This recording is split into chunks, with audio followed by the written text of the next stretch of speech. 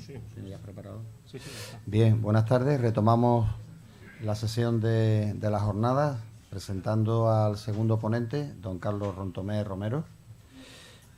Carlos es doctor en Ciencia Política y Sociología por la UNED, compañero.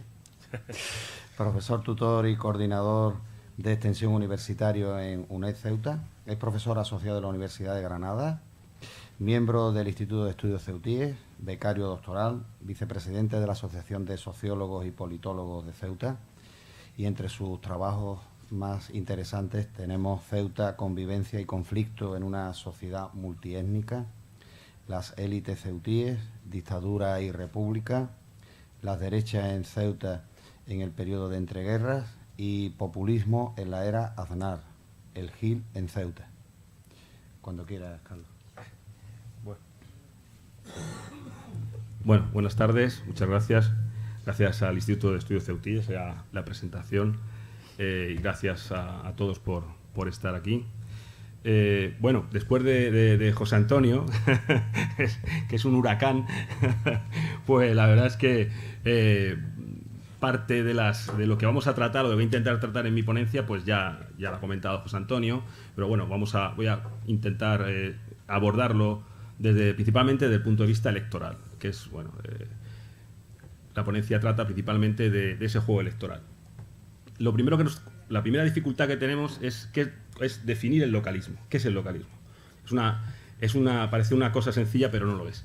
En el sentido de que en el término localismo o el concepto de localismo interviene en dos cuestiones. Una, la de tipo territorial, es decir, que es una formación política o una organización política que tiene una categoría que está implantada por debajo de nivel estatal, es decir, en algunas de las categorías inferiores, regiones o entidades locales, y la otra es más de tipo identitario, es decir, de identidad con respecto a esa ciudad o a esa región en concreto, ¿no? Es decir, esas dos variables hacen que sea muy difícil, de alguna forma, definir exactamente el concepto de localismo, ¿no? Hay autores que nos hablan más de la cuestión principalmente de la presencia de partidos que de alguna forma articulan ese sentimiento localista, ese sentimiento de identidad y que aparecen a nivel local, es decir, por tamaño, por territorios, y entonces normalmente nos hablan de partidos de ámbito estatal y partidos de ámbito no estatal, que se llaman PANES, ¿no? Claro, el problema es que muchos de estos partidos, por ejemplo, de ámbito estatal, no están presentes en todo el Estado. Entonces, es otro problema añadido. Hay partidos regionales o partidos de ámbito no estatal que, sin embargo, tienen una relación específica o muy fuerte con partidos de ámbito estatal. Entonces, ¿cómo lo definimos? ¿Es un partido local o localista? No es un partido localista. Tenemos ejemplo, por ejemplo, vamos a hablar del Partido Socialista de Cataluña, que es un partido independiente, pero tiene una asociación, una federación con el PSOE, que es un partido de ámbito estatal. O sea que, digamos, fijaros que es bastante complicado a la hora de definir este tema. En el caso de Ceuta, lo que voy a hacer principalmente, lo que voy a seguir es esa división basada en el territorio, es decir, aquellas organizaciones políticas que no tienen representación, que no juegan, digamos, en la arena electoral del ámbito estatal, sino que simplemente se quedan en el ámbito local, ¿vale? Ya veremos que hay alguna salvedad, pero quizás es la más correcta, ¿no?, para nuestro caso, ¿no? Bueno, cuando finaliza el régimen franquista y se inicia todo esto en relación al sistema de partidos que aparece en España, el localismo es precisamente una seña de identidad de este sistema de partidos. Tenemos un sistema de partidos en España donde el localismo, las entidades, las organizaciones políticas de ámbito no estatal son muy fuertes y tienen una presencia importante, dependiendo evidentemente de cada región y de cada zona, pero sí que tiene una importancia. No sucede lo mismo en otros países de Europa, no exactamente igual, sí sucede, por ejemplo, en algunos aspectos en Italia o en Bélgica, pero no es algo que se dé de la misma forma en el resto de Europa, ¿no? O sea, digamos que es una característica específica de nuestro sistema de partidos, ¿no? El hecho de la presencia importante de estos que llamamos partidos de ámbito no estatal, PANE, ¿vale?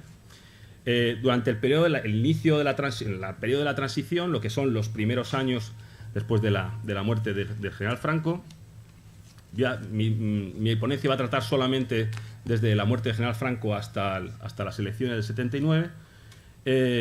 Fijaros, ahí aparece una serie de datos sobre el volumen de partidos que se presentan a las elecciones. Fijaros, se llamó, en aquella época yo recuerdo que se hablaba de la sopa de letras, ¿no? Porque era toda una cantidad de siglas, absolutamente muchas inteligibles, pues había esa sopa de letras que lo que representaba era una gran cantidad, una eclosión de partidos, ¿no? Fijaros, en el 77 a nivel nacional se presentan 81 partidos, coaliciones electorales o agrupaciones de electores, de los cuales 45, o sea, más de la mitad, son de ámbito regional o local. Es un dato importante. Pero concitan solo el 9,04% del total de votos. Bien, ahora matizaré ese punto. En el 79 se presentan 52 partidos, es decir, hay una reducción importante que va a continuar o se va a mantener y va a tener altos y bajos, pero con una tendencia a la baja, es decir, una reducción del número de partidos de candidaturas que se presentan a las elecciones generales. A nivel nacional se presentan 52 partidos, de los cuales la mitad son también de ámbito no estatal, pero alcanzan el 11,17% de los votos. Y en las municipales, fijaros que las municipales van a constituir las elecciones de ámbito estrictamente local, van a constituir el lugar idóneo precisamente para el crecimiento de esas formaciones no estatales, de ámbito no estatal, esas formaciones localistas, ¿no? En las elecciones municipales del 79, a nivel nacional se presentan, o sea, en el conjunto de todo el Estado se presentan 100 partidos, que no está mal, y de los cuales 65, fijaros, 65%, además justo, son partidos de ámbito no estatal y obtienen el 21% del total de los votos, que es una cifra bastante elevada. Cuando comentaba de que había que aclimatar este dato, fijaros, en Ceuta, que por eso es lo interesante de Ceuta, en Ceuta los partidos de ámbito no estatal tienen una fuerza importante en este periodo de transición, luego lo veremos, tengo un gráfico en el que se ve cómo suben y bajan, pero en el año 79, en las elecciones del 79, las elecciones municipales, los partidos de ámbito, los PANE, los partidos de ámbito no estatal, alcanzan el 45,9% de los votos, que es una cifra muy elevada, teniendo en cuenta que la media nacional era el 21%, o sea que fijaros que es bastante elevada. Se asemeja mucho, el sistema de partidos en ese momento se acerca mucho a lugares donde hay una reivindicación regional bastante fuerte. Es decir, por ejemplo, fijaros que mientras que en Ceuta está casi al 46% de los votos, en Barcelona es el 56%. O sea que digamos que es de los lugares que más se acerca a las dos regiones tradicionalmente propicias para la existencia de partidos de ámbito local o regional. En este caso, pues Barcelona o el País Vasco, ¿no? Vizcaya es todavía más elevado. Vizcaya, en las primeras elecciones, los partidos de ámbito no estatal llegan al 68%, ¿no? Bueno, esto es un poco introducción, como introducción de lo que sucede en Ceuta, ¿no? Por eso a mí me llamó la atención cuando empecé a estudiar los procesos electorales en Ceuta, me llamó la atención ese localismo en una ciudad donde en principio no parecía que fuera necesario o que hubiera una actitud positiva o preferente hacia el localismo, ¿no? Bueno, el final de la dictadura es una foto de la Marcha Verde, es uno de los elementos fundamentales que pesan sobre, vamos a hablar ya solamente de Ceuta, sobre la transición en Ceuta. Por un lado, es un punto fundamental, ¿no? Aunque lo repitamos constantemente, pero no se entiende muchas de las dinámicas posteriores y las dinámicas de ese momento no se entienden sin la presión que supone la Marcha Verde y el posterior pues entrega en aquellos pactos del Sáhara pues a Marruecos, Mauritania y demás. Eso flota constantemente en el ambiente, está ahí constantemente. Ya veremos que además hay unas reclamaciones oficiales, digamos, y bueno, sin digamos, o sea, hay unas reclamaciones oficiales, se hace de forma oficial, ya no esas reclamaciones sobre Ceuta. y es algo que va a estar siempre pululando por encima de la percepción que tienen los ceutíes sobre ese momento tan grave, ¿no? Esta mañana comentaba con José Antonio en la televisión que uno de los problemas, una de las características diferenciadoras de Ceuta con respecto al resto de España es que la incertidumbre de qué es lo que iba a pasar en ese cambio de régimen o si iba a haber el cambio de régimen, porque claro, estamos hablando de en el primer momento no se sabe muy bien hacia dónde camina todo, a esa incertidumbre que tiene el conjunto de los españoles, Ceuta tiene que añadirle la incertidumbre de esa presión de Marruecos y el hecho objetivo de que una provincia, aunque era una colonia pero nominalmente era una provincia del Sáhara, se abandona y se retrotrae. Eso está constantemente pesando en el ánimo de los ceutíes. Bueno, el cuestionamiento de la españolidad de Ceuta es uno de los elementos durante todo ese periodo. Como bien ha señalado José Antonio, aparece ese libro, el Gotza. Bueno, aparece ese libro. Es un palo porque resulta un mazazo, porque este libro aparece en septiembre.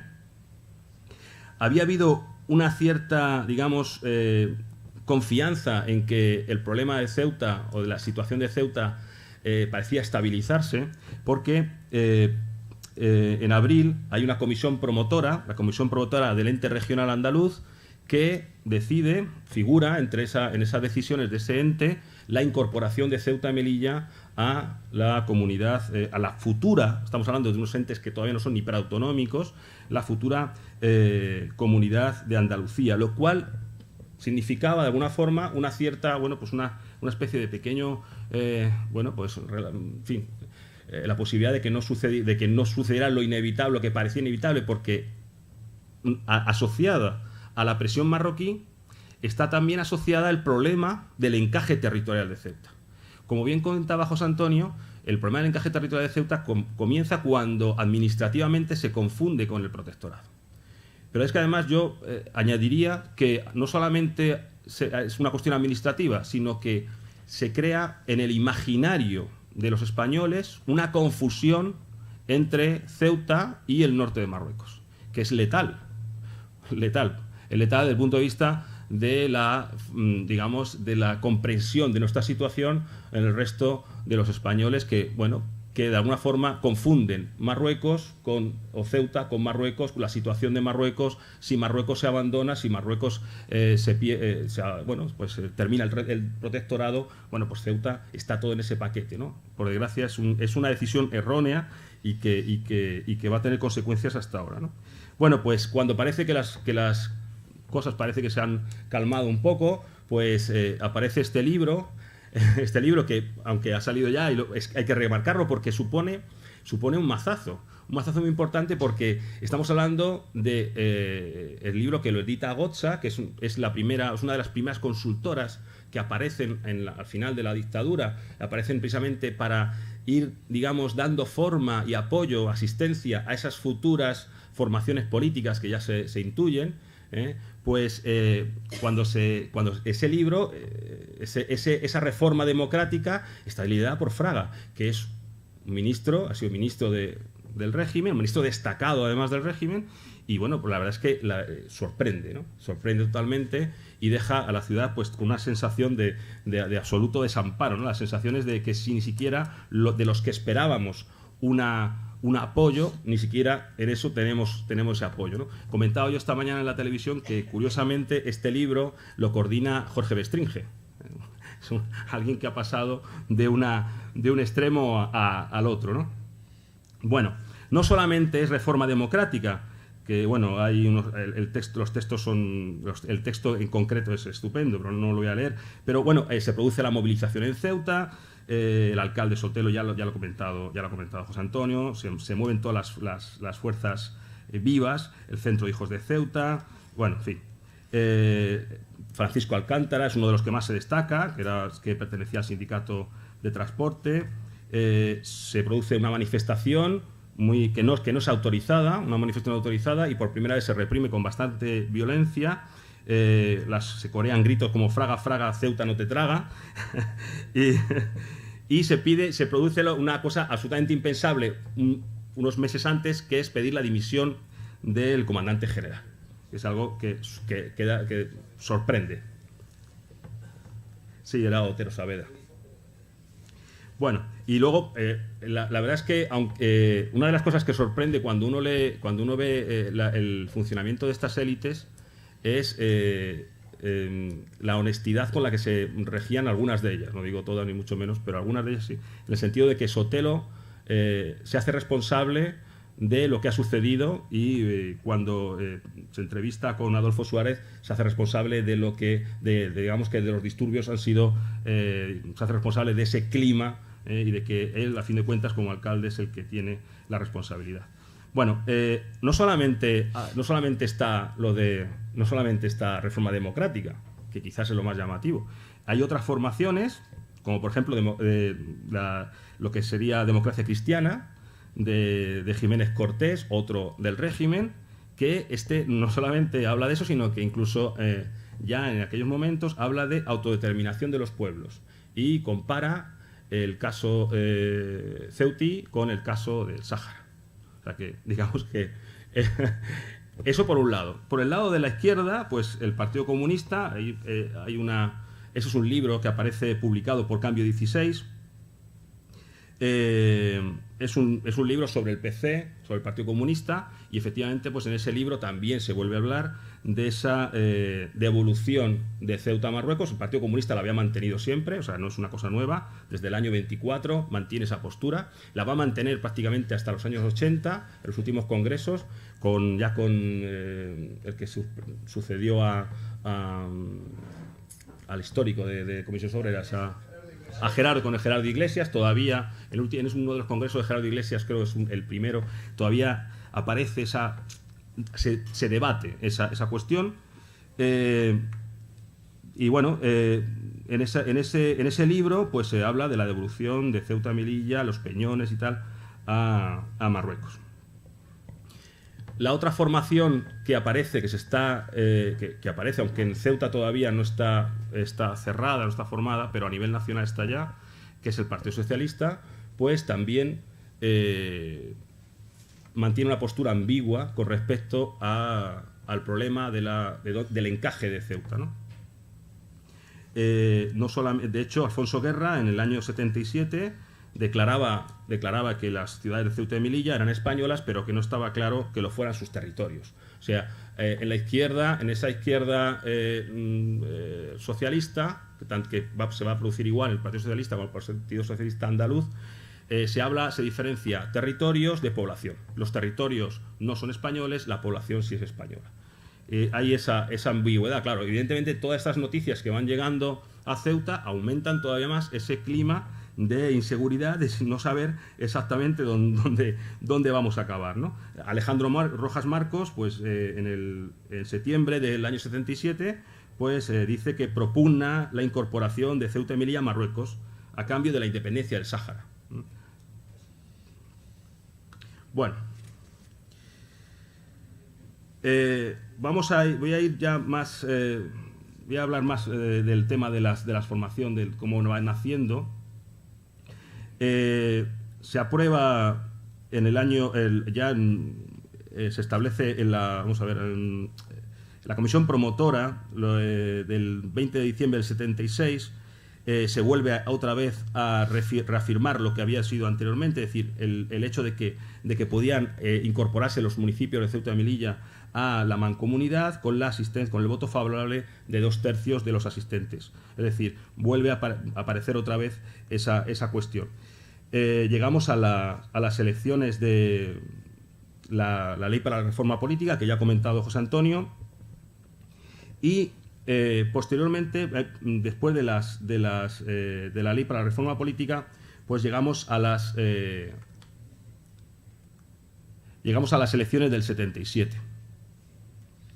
En esas elecciones del 77, que son las primeras que se convocan en el periodo democrático, que no son realmente, hay un problema ahí desde el punto de vista politológico, porque son constituyentes, no son constituyentes, no se les da la categoría de constituyentes, o sea, no se convocan como constituyentes, pero bueno, son constituyentes. Realmente, finalmente, son las encargadas de elaborar el texto constitucional y son las que van a dar lugar al inicio del proceso constitucional y van a dar paso luego a las elecciones del 79.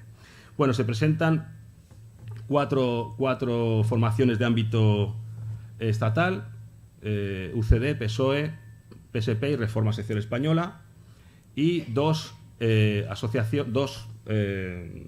formaciones de ámbito estrictamente local.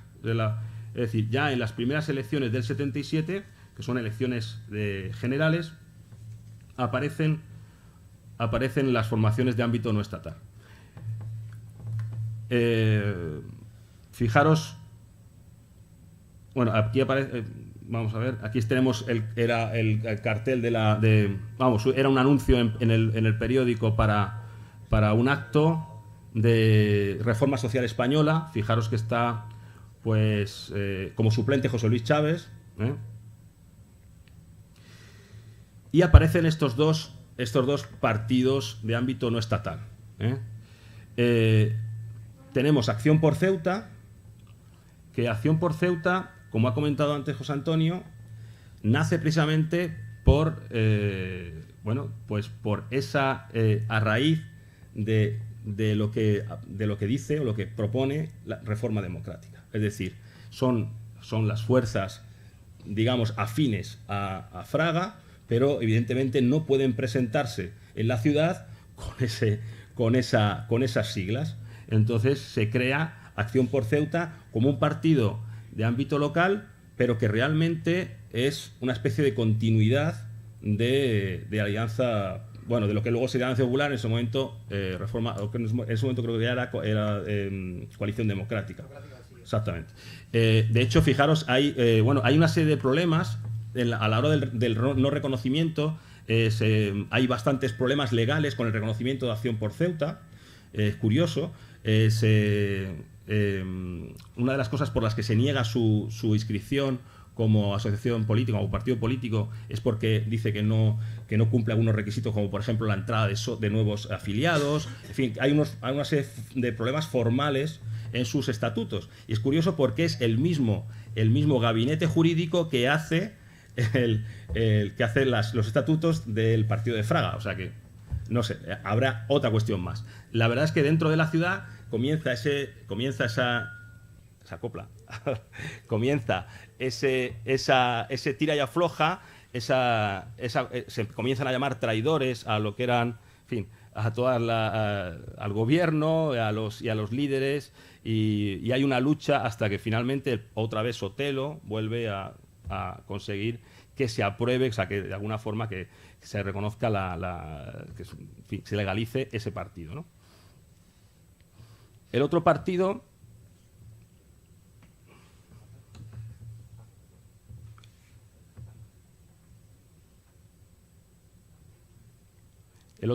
es la Coalición de Electores de Ceuta, con uno de los Alcántara. Otro de los hermanos Alcántara va a militar en el PSOE. En fin, son personas con una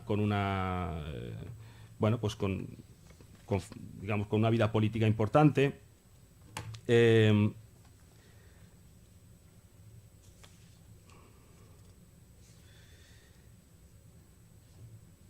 Vamos a ver, donde tengo lo de Alcántara, que me gustaría leerlo.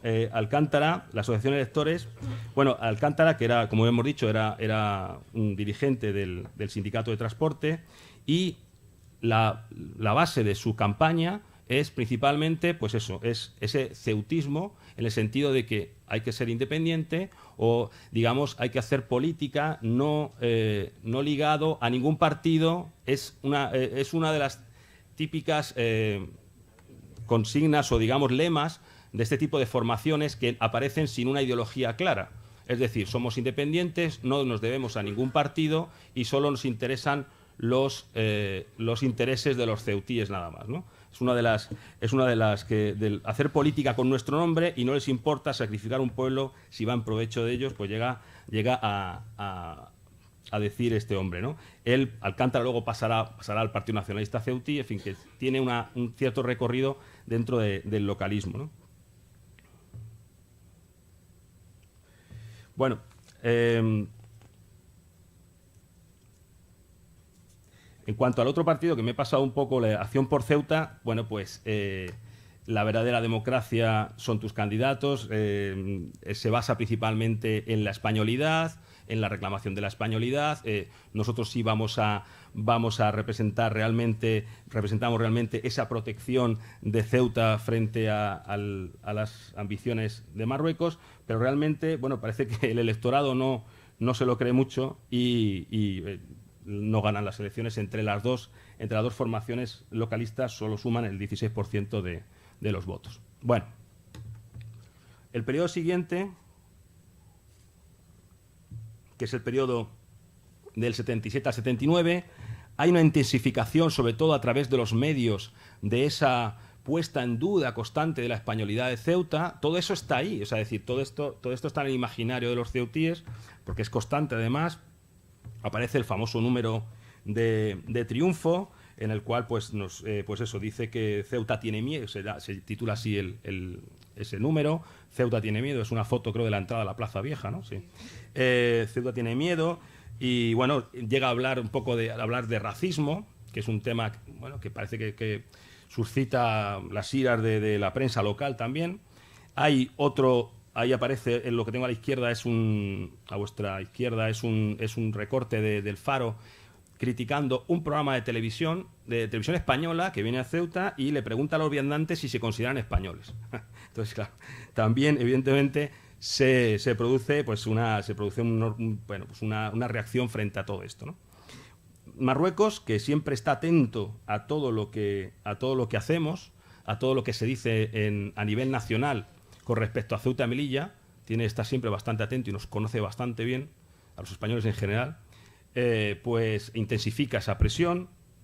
Aparecen las declaraciones de Osman diciendo que creen en la marroquinización de la ciudad, otro de los elementos que están ahí y está constantemente presionando, ¿no? Más elementos que todavía más enrarecen más el ambiente. Pues aquí está la foto del Pacto de Torremolinos. Se reúnen para crear ese régimen provisional autonómico de Andalucía. Y entonces ahí aparecen unas divergencias claras entre los diputados y senadores que pertenecen al Partido Socialista, Partido Comunista y Partido Socialista Andaluz, y los que provienen de la UCD principalmente, porque la Coalición Democrática creo que no tenía ninguno en Ceuta y Melilla. Son de UCD. ¿Qué sucede? Pues hay una cuestión una cuestión de cálculo, en el sentido de que si se incluían los dos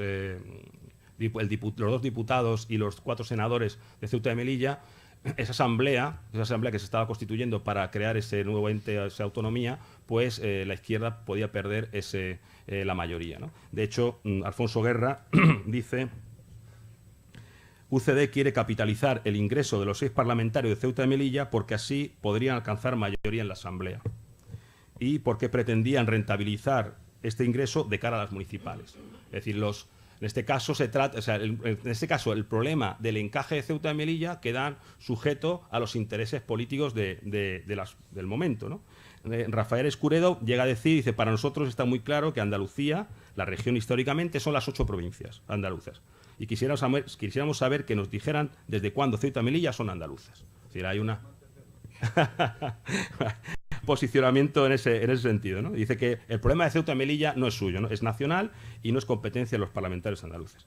Claro, esto supone un revés, supone también de cara al incardinamiento de Ceuta y Melilla, que en aquel momento se considera que es una especie de salvavidas. Es decir, si estamos dentro de una comunidad autónoma más grande, una comunidad autónoma que no está reivindicada, una comunidad autónoma que nadie reivindica, pues de alguna forma estaríamos más protegidos frente al anexionismo marroquí, ¿no? Bueno, la UCD sigue sigue propugnando esa inclusión.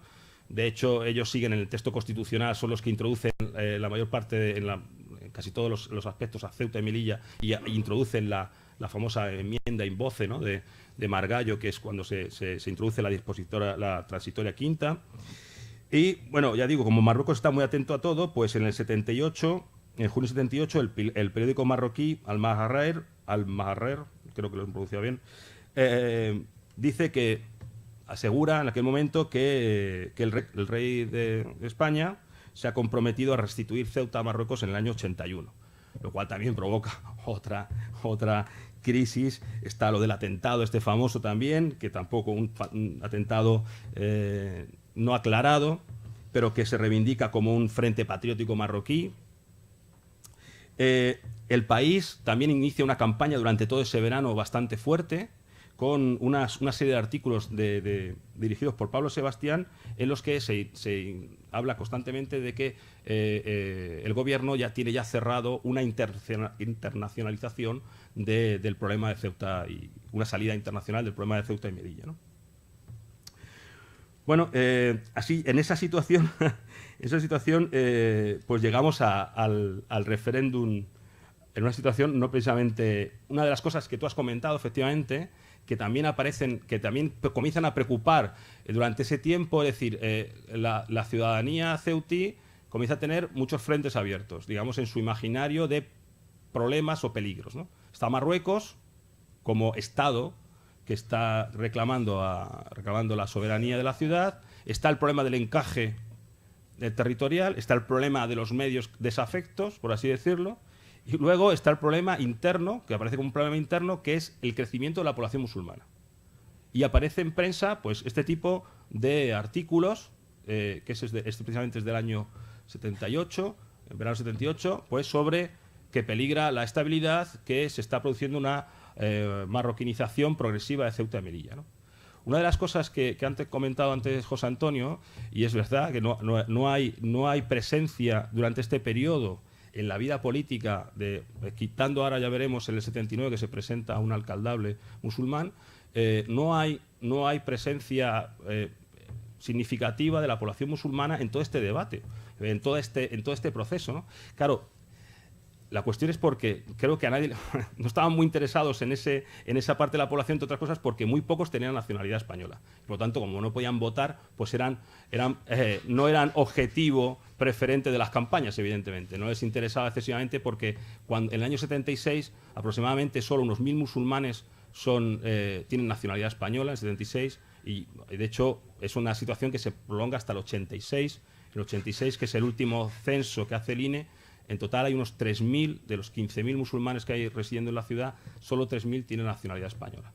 Es una de las razones por las que, aunque comienza la movilización de la población musulmana en política, al principio a través de asociaciones culturales, de vecinos y tal, aunque existe esa movilización, realmente no son significativos porque como no pueden votar, pues evidentemente están privados de derechos, pues no tienen posibilidad de estar en la arena política, ¿no?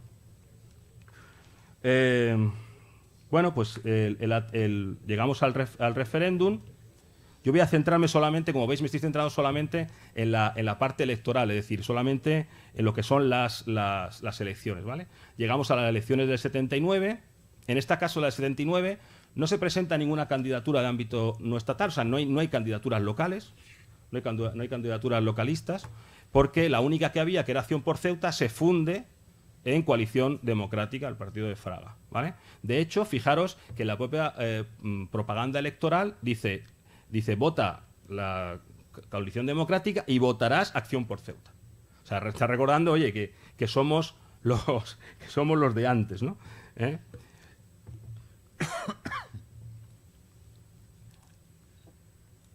Bueno, en la propaganda electoral, por ejemplo, el eslogan era el de Coalición Democrática, era votar sí a Ceuta española, en fin.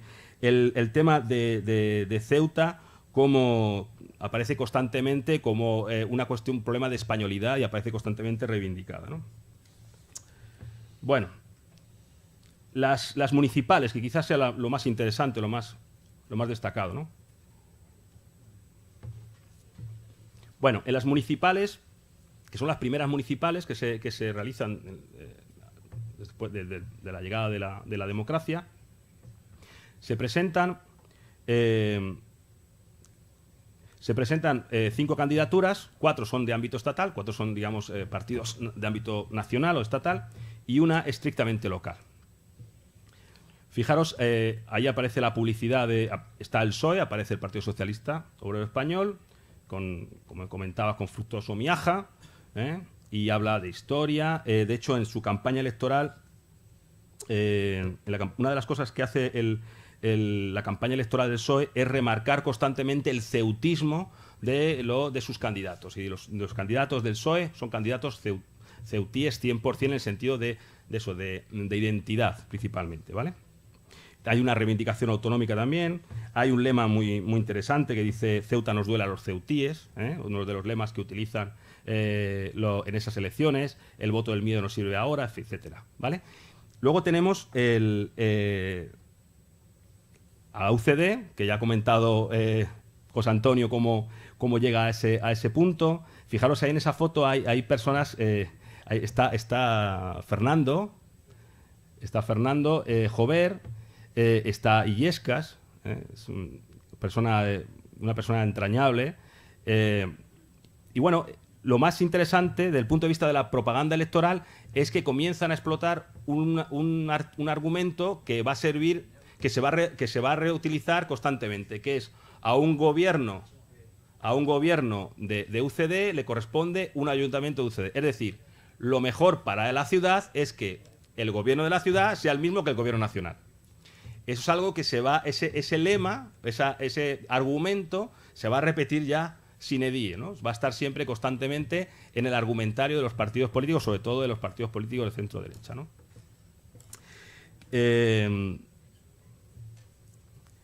Las caras nuevas del ayuntamiento, el PSOE, aparecen ahí unos cuantos.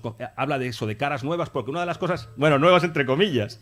Es curioso, ¿no? Hablan de caras nuevas, pero realmente, bueno, estas son las locales. Espera un momento. Sí, está bien. Sí, está lo de. Bueno, caras nuevas. Una de las cosas que comentabas tú antes, y verdad, y que comentaba también Ramón, que la percepción de muchos de que parecía que no había cambiado nada, porque eran las mismas élites. Es que realmente eran las mismas élites. O había incorporaciones, pero digamos que había mezcla de élites antiguas y algunas élites nuevas, ¿no? Y también está la Coalición Democrática, que también se presenta, y Coalición Democrática vuelve otra vez a recordar que se queda fuera, por cierto, que no consigue ningún concejal, se queda fuera, vuelve a recordar otra vez que es Acción por Ceuta, que es el partido localista que da otra vez inserto dentro de Coalición Democrática, ¿no? Vuelve a recordar otra vez todo eso, ¿no? ¿Qué más?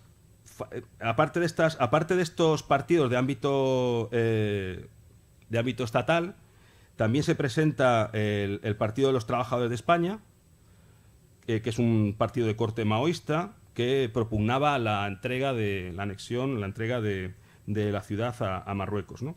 De hecho, su diario, su órgano de expresión, que es el Correo del Pueblo, pues llamaba precisamente a la devolución del Sáhara al Frente Polisario, la entrega de Ceuta y Melilla a Marruecos, y llamaba a los oficiales y a la tropa del ejército a no luchar por estas ciudades, que hablaba de ellas como de colonias, y su verdadero dueño era Marruecos, ¿no?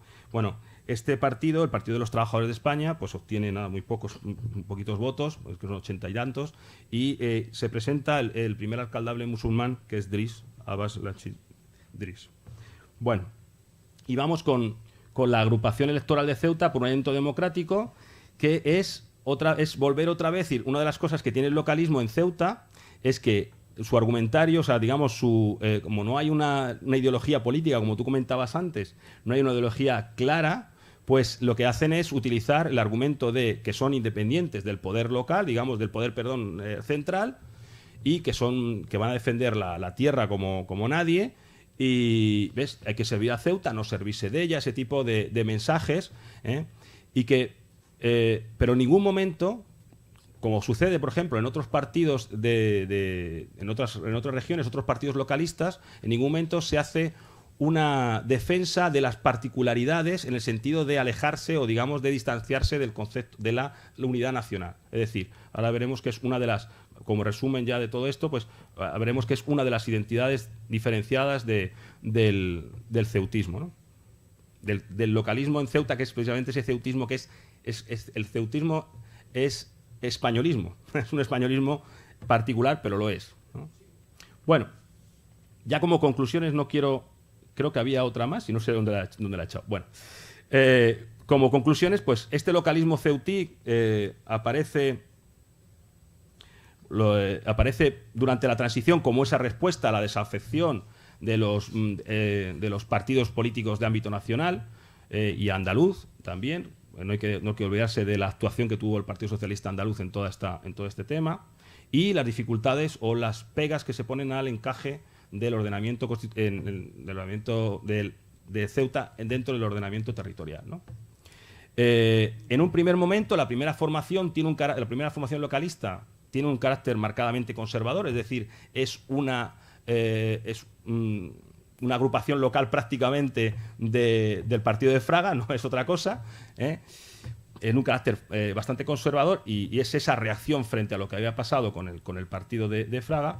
Pero ya en las elecciones del 79, en la del 77 desaparece, y en la del 79 esa agrupación, esa necesidad de agrupación liderada por los vecinos, que se tienen que buscar un hueco como sea.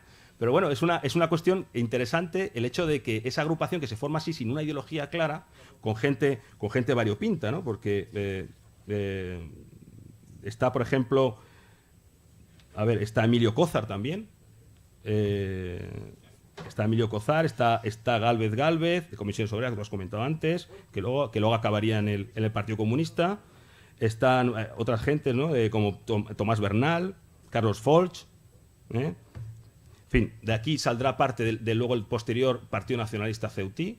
Sale de aquí, es decir, la descomposición de esta agrupación, que es una agrupación heterogénea, pero lo curioso de todo esto es que sin tener una ideología clara, sin tener una ideología específica, y que es una especie de batiburrillo hecho con cierta prisa, alcanza la mayoría, obtiene el 45,9% de los votos.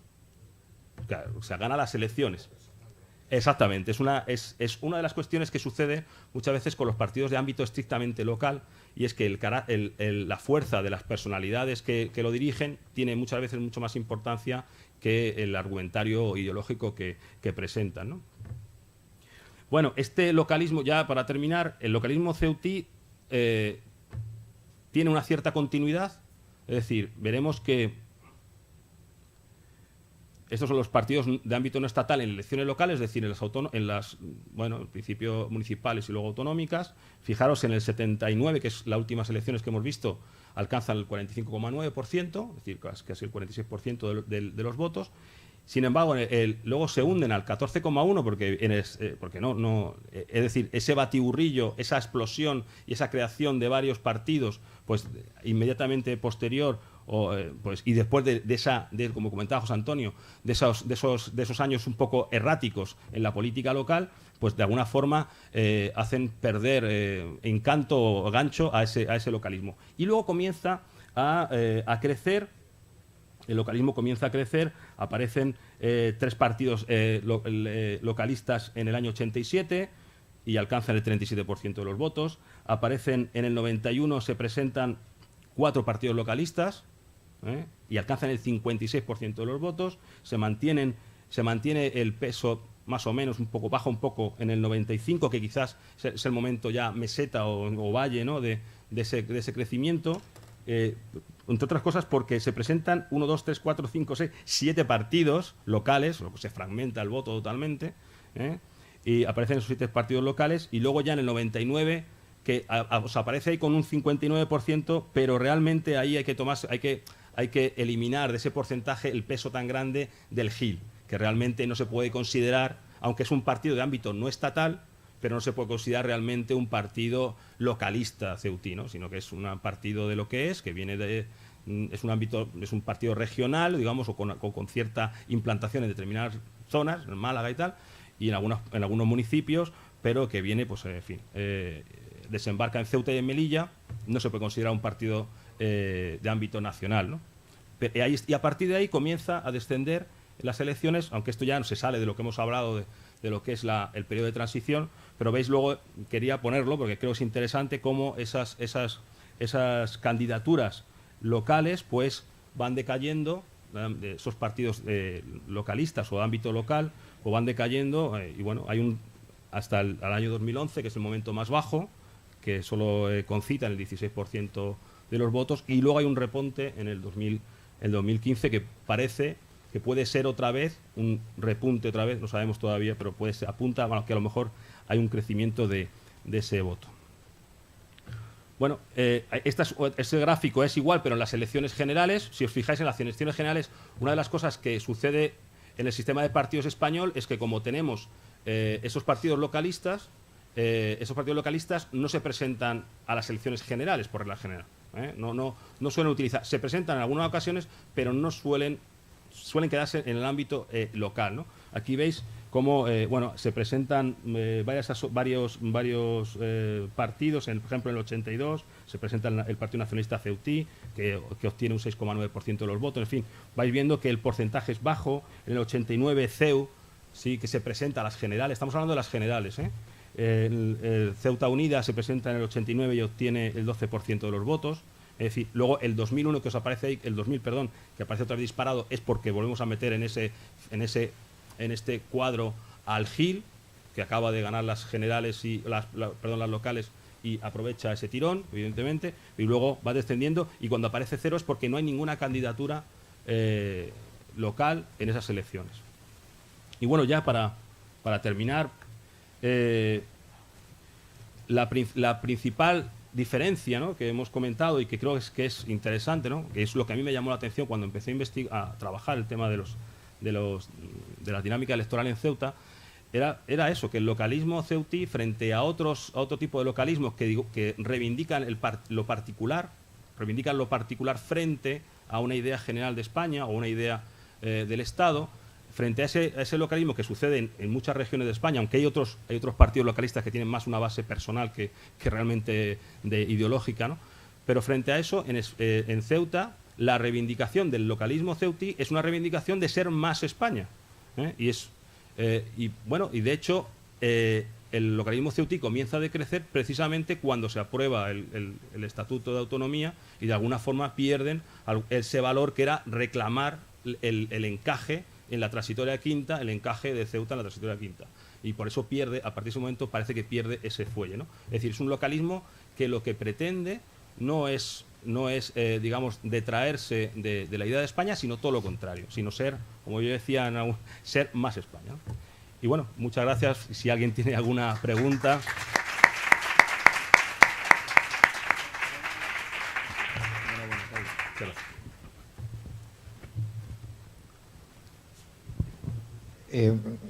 Refiriéndome, ¿no crees que hay dos momentos del localismo? En este primer localismo un poco defensivo, básicamente defensivo, ¿no?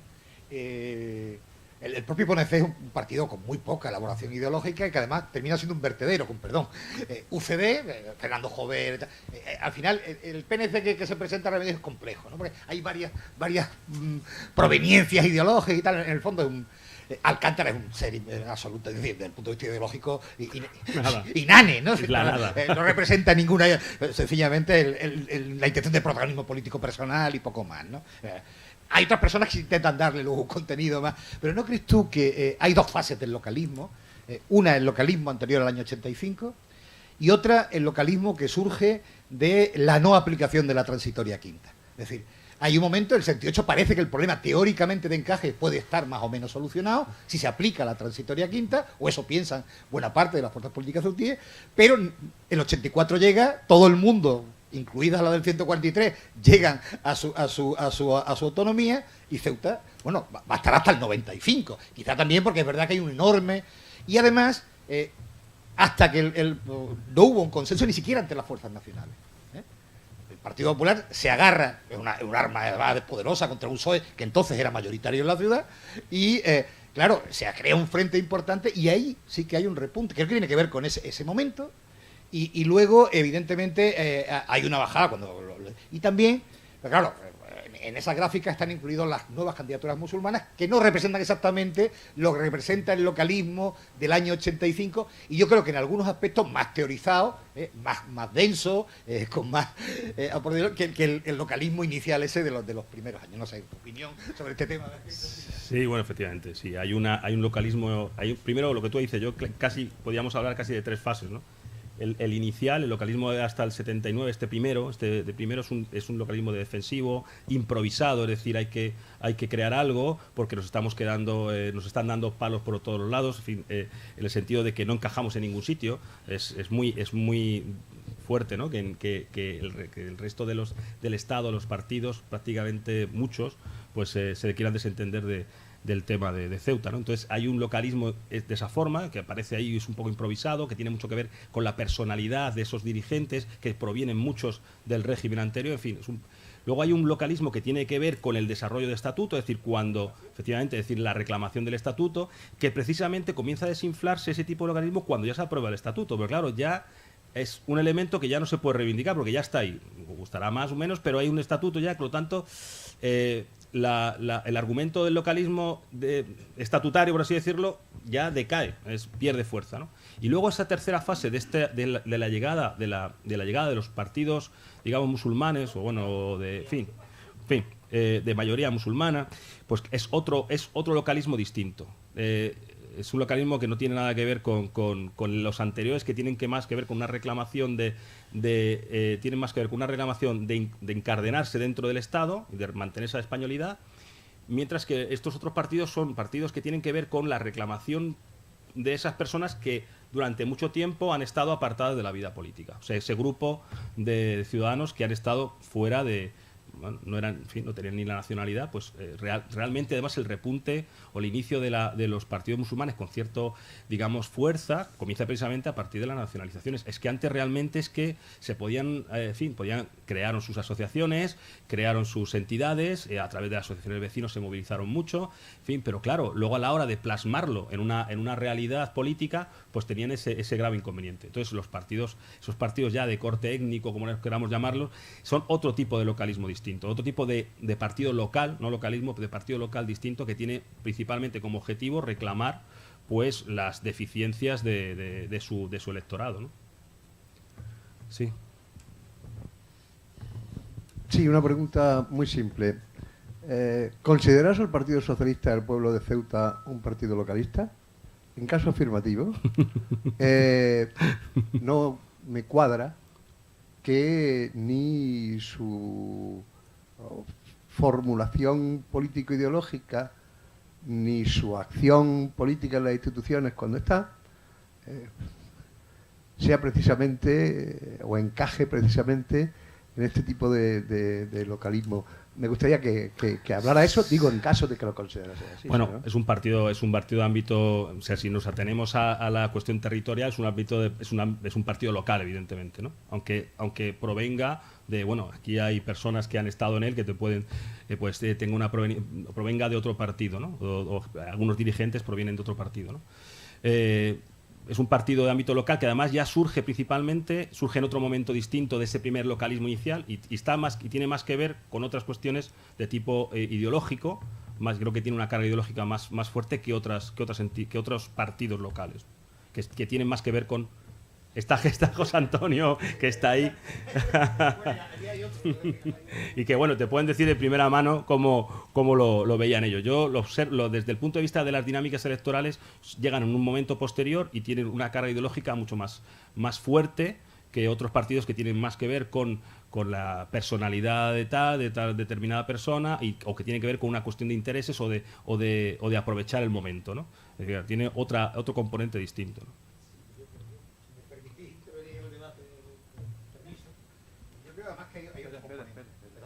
Hay otro componente, ¿no? Y es el componente, por un lado, evidentemente, tenemos claro la necesidad de encardinar la ciudad en el Estado español, evidentemente ahí no hay, eso es la misma reivindicación que los partidos locales más o menos han mantenido, pero yo creo que hay un localismo más integrador. El localismo anterior es un localismo españolista, pero españolista excluyendo a una parte importante de la población. Otra cosa es que lo consiguiéramos o no, que no lo conseguimos. Bueno, luego la evolución ha sido, en aquel momento no se consiguió. era una intención más integradora. Es decir, partíamos ya del 85. El movimiento de la extranjería, la población musulmana se ha incorporado, ya es española, una buena parte, y hay que integrar. Es decir, otra cosa es que consiguiéramos que, bueno, digo, la historia ha seguido y ahora parece que hay otra, pero no se consiguió, pero yo creo que es un localismo, primero, más integrador, es decir, todos. Ya no es un localismo excluyente, que lo era, en buena parte lo era el anterior, este ya no es tan excluyente, o intenta, pretende serlo. Otra cosa es que lo consiga, pero pretende serlo. Y luego yo creo, primero, desde el punto de vista teórico, está bastante más elaborado, de programa también, creo que yo creo que no hubo, perdón, quizás esto ya no es como creo que no hubo otro programa en esta ciudad, un programa realmente articulado de desarrollo futuro de la ciudad, con mayor o con menor éxito, con una parte de él se consiguió, a través de los gobiernos, pudo estar en 2 gobiernos, cosa que permitió una parte de desarrollo del programa, y creo que hubo realmente un programa de transformación urbana, con claros, sí, con éxitos, y para más cortado por el tiempo, en el momento que dejas de estar en las coaliciones, en el poder, ya no puedes desarrollarlo, ¿no? Evidentemente, y ha caído ahí, pero creo que en ese sentido sí era mucho. Y además, sobre todo, se asume una cosa que quizás no entendáis desde hoy, pero como la vivíamos entonces, ¿no? Ponte en el 85, en el 86. Las políticas públicas del Estado eran mínimas.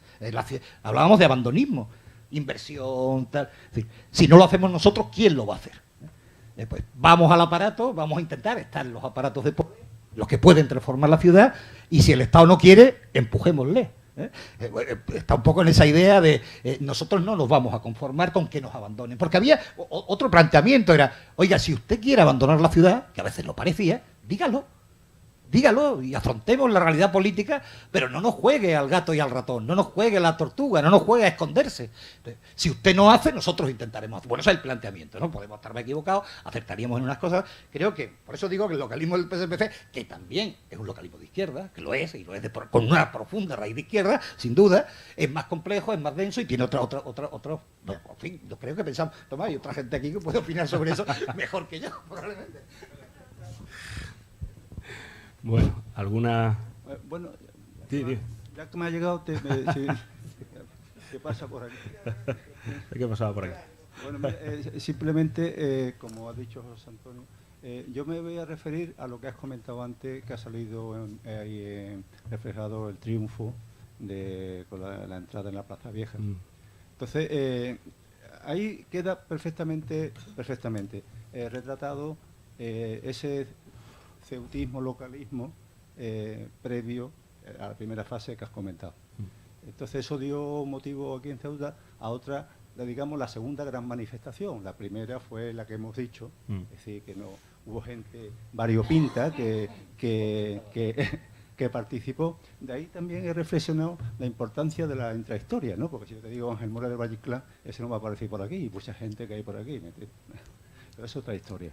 Entonces, hubo Fernando González, que hizo 2 artículos aquí en Triunfo maravillosos, que causaron, digamos, aquí en Ceuta y en Melilla, y concretamente tiene una novela que se llama Kabila, que es de las mejores que hay sobre la mentalidad de un marroquí que está al servicio de España y se ve la mentalidad del otro.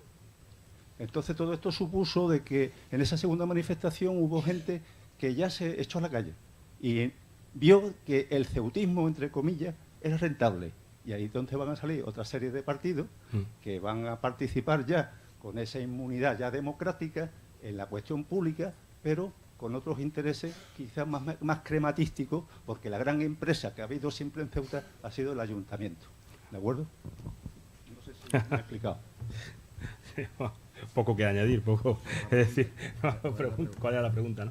No, pero en serio, sí, no, poco que añadir. Yo el tema del reportaje o sea, ese localismo.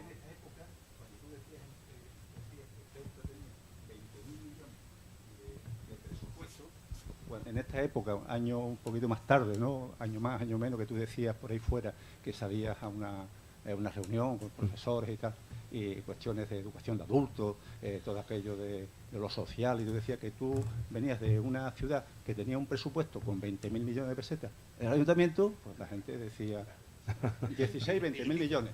Sí. No, un poquito más tarde. Bueno, estamos hablando de 10 o 12 años. Quiero decirte que el volumen crematístico que tenía ya el ayuntamiento era incomparable con otros ayuntamientos. Eso es lo que yo me refiero. Es decir, ya exactamente el año, no tengo ahora los gráficos, no los he estudiado con el detalle que estáis diciendo. Lo que sí he estudiado es la necesidad de la intrahistoria para entender muchas de las cosas de esta sesuda ponencia que nos estáis dando vosotros, que nos hace recordar muchas cosas que hemos vivido y hemos participado de una manera u otra. Nada más. Bueno, pues... Sí. Si no hay más... sí, Rocío. Hola, buenas noches. Carlos, yo quería preguntarte, porque sé que también es un tema que tú conoces, ¿en qué momento el concepto, la idea de la marroquinización de la ciudad empieza a afectar a las elecciones en el que hay partidos formados o que su idea del localismo es contra la otra parte de la población? Bueno, pues hay precisamente el argumento del miedo a la marroquinización precisamente comienza cuando comienzan las nacionalizaciones. Es decir, es un argumento que comienza ahí.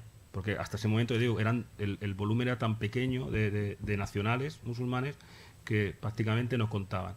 Y hay un rechazo de algunos partidos locales bastante fuerte a este tema y además, digamos, de alguna forma es un argumentario dentro de su propaganda electoral, ¿no? De hecho, hay un acuerdo de algunas formaciones de no incluir musulmanes en sus listas, ¿no? Surge precisamente a partir del momento en el que se considera que hay un peligro en el sentido de que puede haber que ese crecimiento, aunque la marroquinización aparece ya en el 70, aparece constantemente y tal, ¿no? Pero preocupa relativamente, está ahí, ¿no? Pero no se convierte en argumento político hasta que la población musulmana no tiene sus derechos, no forma parte total, digamos, con seguridad jurídica de la sociedad ceutí. Entonces, a partir de ese momento es cuando se convierte en argumento político, ¿no? Ya no es una cuestión de que me pueda parecer mejor o peor o que me desagrade más o menos, sino que se convierte en un argumento político, ¿no? Y yo creo que es a partir de ahí, precisamente, a partir del proceso de nacionalizaciones, que es cuando ya se da ese salto, ¿no? Y se convierte en argumento político, ¿no? ¿Te parece bien, Rocío? Sí. De hecho, sí. Lo que pasa es que no solamente son los partidos locales los que están afectados por el concepto de la marroquinización, sino también los partidos nacionales. Sí, estamos hablando de partidos locales, pero vale exactamente igual para partidos de ámbito nacional, esto está claro. Sí. Es un argumento que aparece en prácticamente, no digo en todos, pero en prácticamente casi todos los partidos del arco electoral ceutí aparece como un argumento electoral. Es decir, si aquí hay que parar esto, porque esto es de alguna forma esto ya se va a convertir en una ciudad que es marroquinizada, ¿no? En el sentido de que está creciendo y está obteniendo una seguridad jurídica, una igualdad jurídica que antes no tenía. Entonces comienzan a utilizarse eso. Y aparece ese localismo, que antes era un localismo, digamos, que tenía que ver con Ceuta, la reivindicación de España y tal, se va transformando en una especie de ceutismo que está basado en una identidad específica religiosa. Pasa de ser un localismo agarrado a la tierra, ¿no? al territorio, a convertirse en un localismo basado en la identidad. Entonces el caballa auténtico, el ceutismo auténtico es el de una determinada condición religiosa, y etcétera, etcétera. Es una de las... Además aparecen... yo hablo en el libro que escribí, en el que ha comentado Ceuta, Convivencia y Conflicto, hablo precisamente de... Además hay una especie de ese caballismo nuevo, caballismo viejo, en el sentido de los que entran, los que salen, los que vienen de fuera, los que son auténticos son de aquí de la tierra. Todo es decir, los que están hay una gente que entra y sale, que son los funcionarios, ejército, policía y tal, que entra y salen, que son, digamos, admitidos dentro de esa situación de ceutí, ¿no? Pero es un ceutí que entra y sale, me viene bien para algunas cuestiones y me está muy bien que esté aquí la presencia del ejército y tal, como es un elemento económico importante, etcétera, etcétera, pero no son los de la pata del Cid, por así decirlo, ¿no? No son los auténticos, ¿no? Entonces ese ceutismo auténtico tiene unas connotaciones identitarias muy claras y que surgen sobre todo cuando tiene que diferenciarse de otro localismo, claro. Bueno. Pues muchísimas gracias a todos.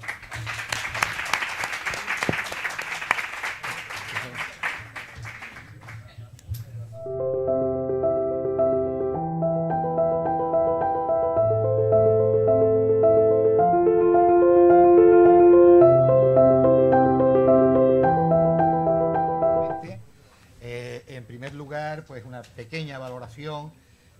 Nosotros desde el Instituto estamos muy contentos del desarrollo de estas jornadas.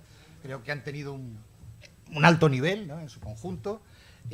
Han tenido una buena participación del público y pues esto nos anima a seguir trabajando, ¿no?, básicamente a continuar.